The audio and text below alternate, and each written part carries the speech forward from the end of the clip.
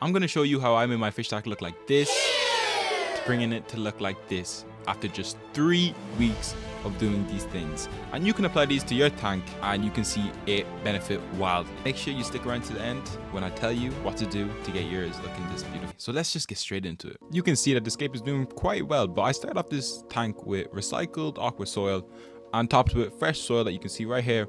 And I knew it wasn't the nutrients that was making this tank go bad. It was something else. And to find that out, I had to experiment.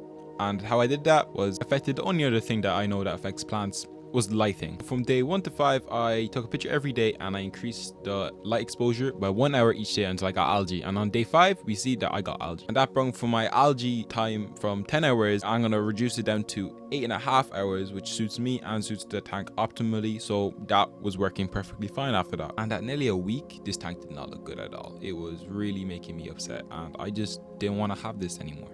But no, I'm gonna get this tank to be a beautiful tank. And I did a 50% water change just to clear some of that green dust algae, and I introduced some Malaysian trumpet snails just to eat away at some of that green dust algae also. Finally, I started seeing some progress when the roots started to establish and start sucking up some of the nutrients in the recycled aqua soil. It started to go nothing but skyrocket. The bright green started to come back and all the dark green spots disappeared, and I could finally see the future vision of my tank.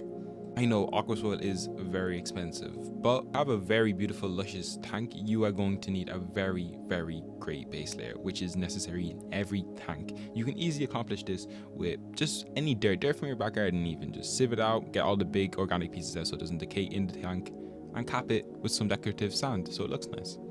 And roughly on day 9, I start getting the thoughts of using CO2, and I don't have a lot of money to be spending on expensive CO2 systems, which could be in the hundreds. So I decided to settle on DIY CO2, specifically the yeast and sugar method, which is the cheapest and easiest way.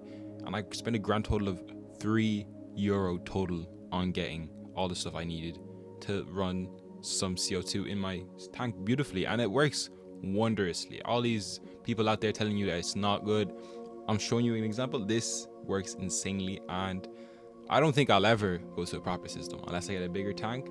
But if you have a big tank, I can understand. But if you have a nano tank, I promise you, going with a DIY kit would save you hundreds that you could spend on hardscape and aqua soil and filter, better lighting, on the other stuff that you need.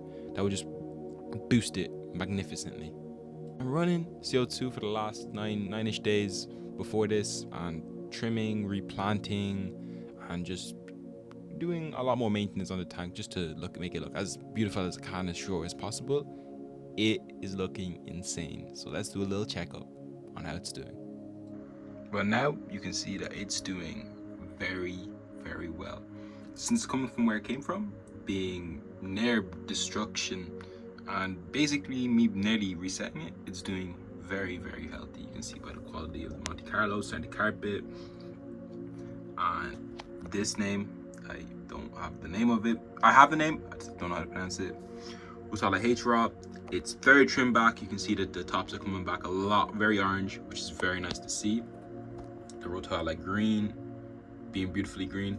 And you can see in the background, if I can get a better angle, that the Rotala Rotifolia is becoming very red on this very budget light, which actually has quite a bit of reds, which makes sense why it's coming out quite red, but it's very budget friendly light, very budget friendly. Oh, what have I learned to make your tank from going from blah to brilliant?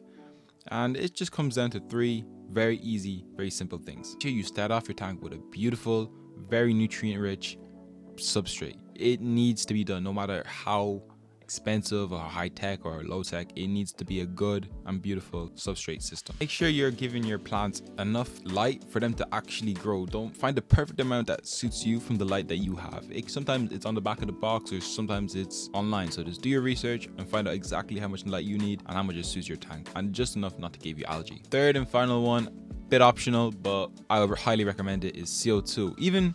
I know it's very expensive, even I know, but like I did, just use a cheap little system that you can come up with, and you might just never use it again. Just run it for 2 weeks and leave it.